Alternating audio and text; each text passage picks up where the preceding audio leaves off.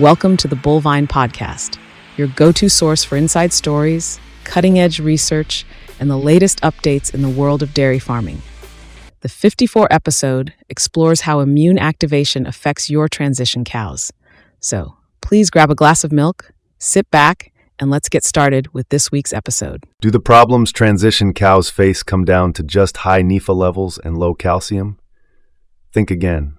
It's time to peel back the layers of entrenched beliefs and shine a light on the hidden puppet master, immune activation. In simpler terms, immune activation is when a cow's immune system becomes more active, affecting its health and dairy farm profits. Historically overlooked, the immune system's role during the crucial transition period is increasingly recognized as central to a cow's health and productivity. When a cow's immune system is activated, it influences metabolic pathways in ways vital for understanding how we should manage their well-being and output. So, isn't it time we focus on what truly affects our bottom line? The transition period is crucial for dairy cows, serving as the bridge from gestation to lactation. It involves significant physiological and metabolic shifts as the cow's body prepares for milk production, demanding substantial changes in nutrient allocation and hormonal adjustments. These alterations are vital for the onset of lactation and challenge the cow's metabolic stability, underscoring the importance of this period. Traditionally, the spotlight has been on how effectively a cow can manage the mobilization of adipose tissue. As the cow prepares to lactate, her energy needs surge. If feed intake does not keep pace, she begins to tap into her fat stores, releasing non-esterified fatty acids, NEFA, into her bloodstream. These NEFA are crucial as they provide energy, but excessive levels can lead to metabolic disorders like ketosis. Then there's the concern of hypocalcemia, or low blood calcium levels. Calcium is essential for milk production, and the onset of lactation can drop blood calcium levels significantly, leading to what is commonly known as milk fever.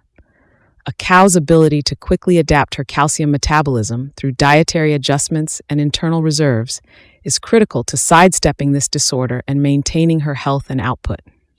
The combined pressures of adipose mobilization and calcium management make this period precarious. While these traditional views have long shaped our understanding of transition cow health, they are just pieces of a much larger puzzle. This puzzle includes immune activation and its impact on transition success, offering new angles on addressing long-standing daily challenges.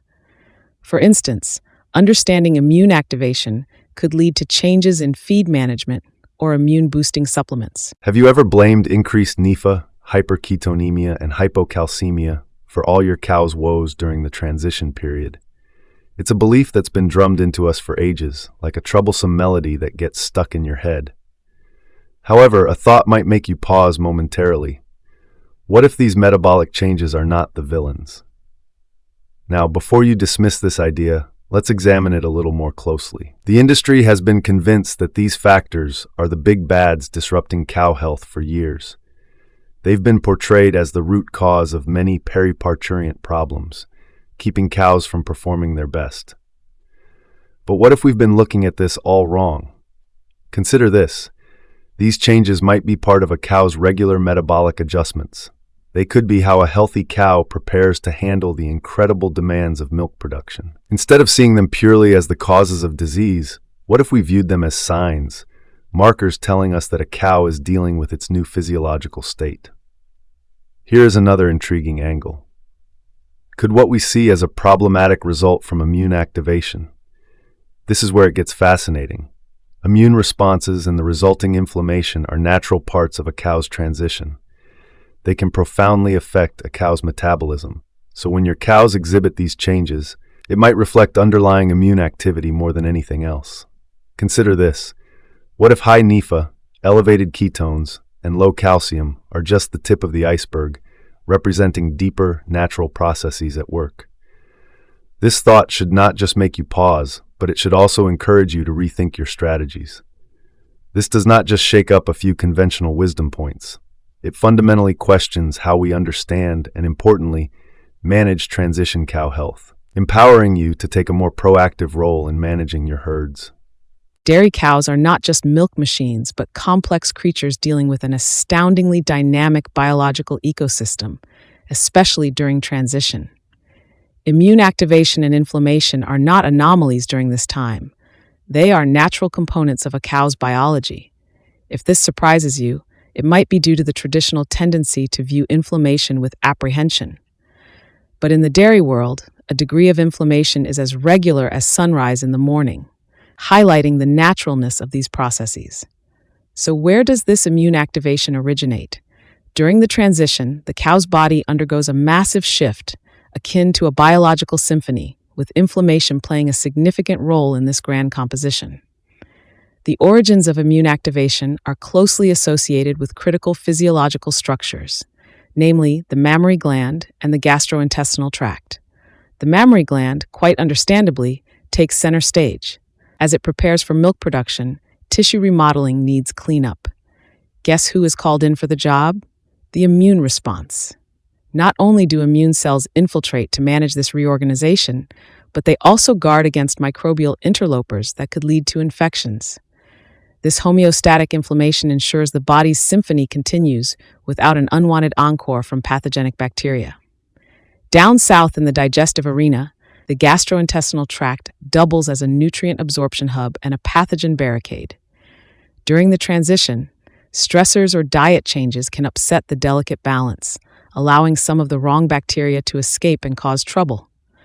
However, the immune system is like an old-time sheriff. It responds to the invasion, sometimes with guns blazing, in the form of inflammation. While it might not be all sunshine and rainbows for the cow, this inflammatory response is part of the survival toolkit.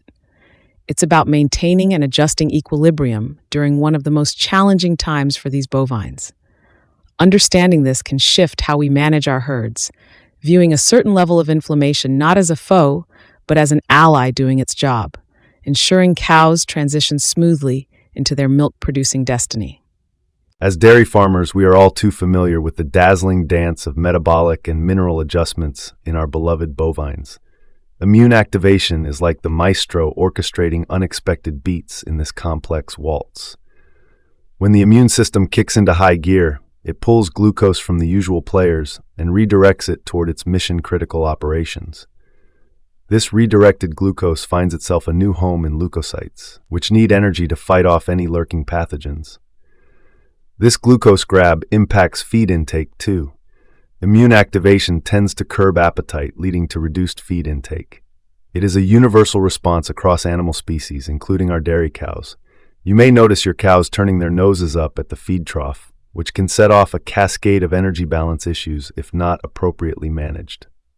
Now, let us talk about calcium. Immune activation induces hypocalcemia, that frustrating drop in circulating calcium levels, which can hamper cow health if it persists unchecked. However, here's the kicker. Cows display remarkable metabolic flexibility amid this mineral upheaval. They leverage this flexibility to prioritize what they do best, producing milk. How do they do it? By smartly redirecting energy resources, mainly glucose, towards the mammary glands. Cows ensure milk synthesis remains a top priority. Insulin resistance in tissues like muscle and adipose allows cows to spare glucose, channeling it directly into milk production. It's a biological tango in which every step seems perfectly choreographed to maintain the milk flow, even when resources are scarce. This capacity for metabolic flexibility exemplifies how adept cows are at balancing the demands of immune response and milk production. So, while immune activation may disrupt the usual metabolic rhythm, cows are hardwired to navigate these challenges with a grace that keeps milk synthesis front and center. It is time to highlight the traditional thinking linking NEFA, ketones, and calcium with poor health outcomes in our beloved dairy cows. Over the years, these associations have become agricultural gospel, often regarded as direct culprits behind metabolic disorders during the transition period. But let's take a step back and reconsider. Are these components truly causative, or have we been placing blame without sufficient evidence? Most research on these connections relies on observational studies, where correlation masquerades as causation.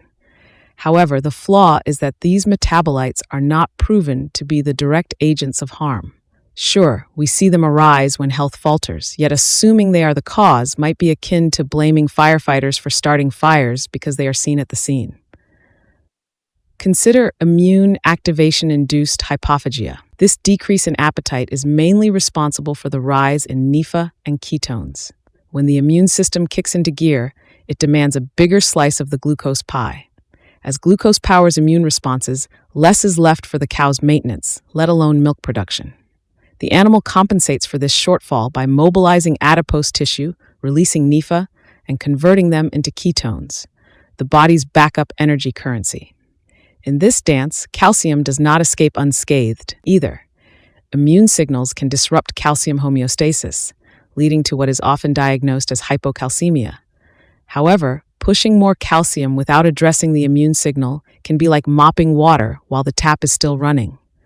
Thus, what we're witnessing isn't the harmful effects of these metabolites per se, but rather the footprint of a more complex process, the immune system commandeering resources to battle pathogens or heal wounds. It's time we reconsider these symptoms not as causes of disease, but as clues pointing toward an underlying immune activation requiring our attention. Transition dairy cows face numerous challenges, with pathogenic inflammation playing a critical role in their health dynamics. Let us explore the primary sources. Following parturition, the uterus often becomes vulnerable to bacterial infections. This is due to the natural dilation during childbirth, which can compromise anatomical barriers like the cervix. When the uterine wall is injured or compromised, it releases signals that attract an inflammation-inducing response. Bacteria that exploit this breach drive systemic inflammation, infiltrating the tissues and triggering an immune response. This initial local reaction can ripple throughout the body. The mammary gland is another battleground for inflammation.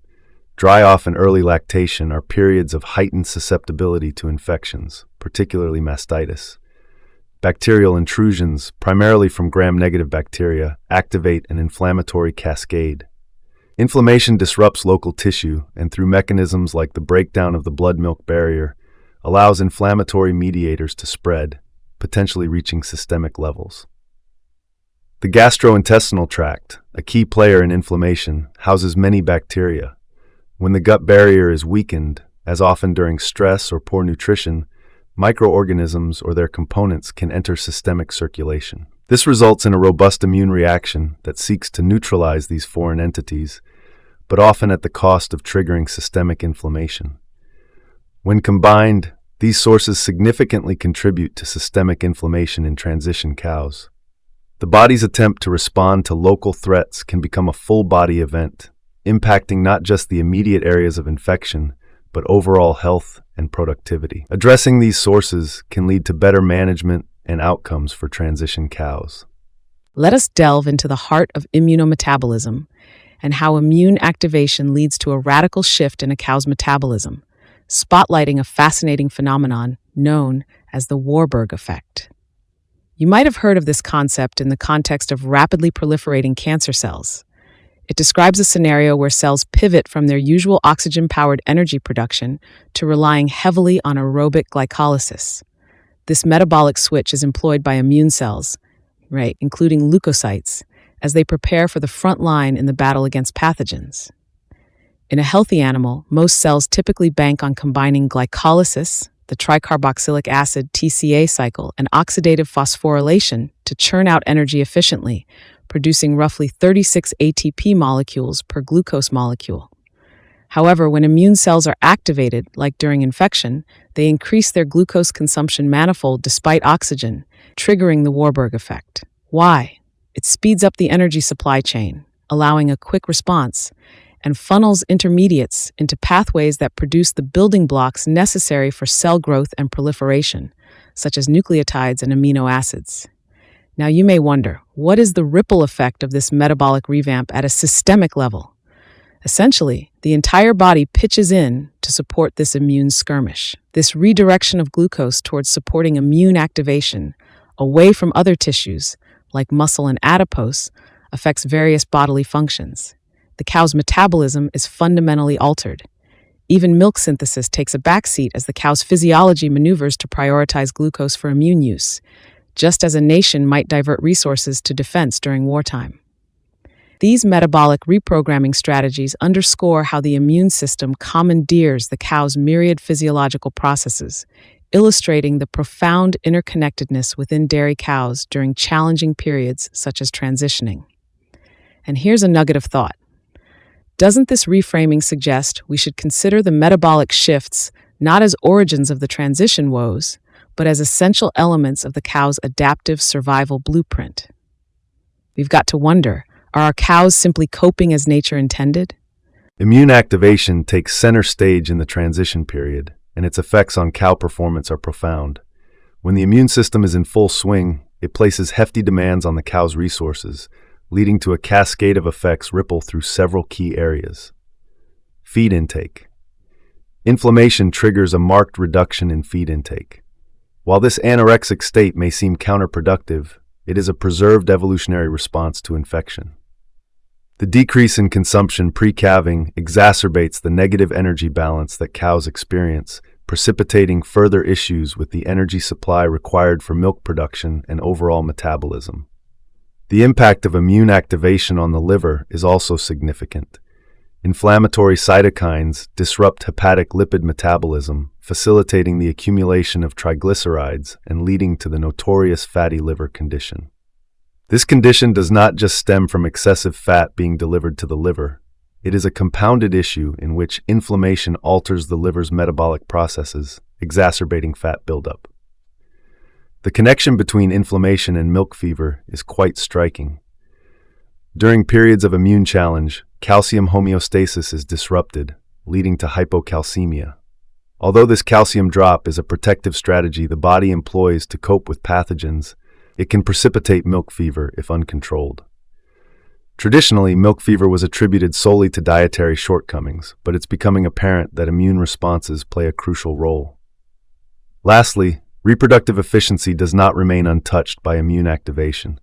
Both local and systemic inflammations can impede reproductive processes. For example, retained placenta, often exacerbated by inadequate immune responses, can delay uterine clearance and fertility. Furthermore, inflammation might directly impact hormonal balances and reproductive organ function, delaying return to estrus and affecting overall reproductive outcomes. In conclusion, the invisible hand of inflammation has a firm grip on various aspects of dairy cow performance. Beyond the physiological adjustments needed to tackle these immune challenges, inflammation underscores the complexity of biological responses during transition. By understanding and managing inflammation, we can refine these outcomes better, ensuring healthier and more productive dairy cows. When pondering ways to help our dairy cows through the challenging transition period, going straight for interventions like non-steroidal anti-inflammatory drugs, NSAID, is tempting. They can offer a quick fix for inflammation, which can sometimes be complicated. The use of NSAIDs has shown mixed results. On one hand, they can boost milk yield and offer short-term relief. Farney et al., 2013b, Carpenter et al., 2016. Conversely, too much inflammation can lead to health issues like fever, stillbirth, and retained placenta. Schwartz et al., 2009, Newby et al., 2013. So what is the ideal approach? Managing inflammation in transition cows is like walking a tightrope. Too little, and you risk letting diseases take hold. Too much, and you might push your cows towards other health problems. It's about finding that sweet spot where inflammation aids in healing and adaptation without becoming destructive. This balance might change based on the cow's parity or the timing of intervention, complicating the matter further. Farney et al., 2013b, Spencer et al., 2020. A tailored approach, focusing on preventive measures, might be the key here. Rather than jumping to treatment, consider strategies that boost overall cow health and prevent immune activation in the first place. This might include better management practices, nutritional adjustments, and ensuring a low-stress environment. After all, prevention beats cure, especially when managing something as complex and sensitive as a cow's immune system. By striking the right balance, you're not just supporting the immediate health of your cows, but investing in their long-term productivity and well-being. As we navigate the complex matrix of transition cow health and performance, it is clear that our traditional paradigms might need revision. The dogmas that have long guided our strategies, focusing heavily on NEFA, ketones, and calcium, may not be the complete picture. Instead, immune activation and the consequent inflammatory responses play a significant role in the challenges cows face during this critical period. Understanding this new perspective helps us appreciate the intricate dance of metabolism and immunity. It encourages us to consider alternative approaches to enhancing cow welfare and farm profitability. As we pivot from old beliefs, we have a vast opportunity to improve our practices. We invite you to share your thoughts and experiences. How has this information shifted your understanding of transition cow health? Comment below with your insights, and let us embark on this journey of discovery together. Feel free to share this article with your colleagues and peers who might benefit from a fresh perspective on this pivotal topic in dairy farming. Thank you for tuning in to the Bullvine Podcast. We hope you enjoyed today's insightful discussion.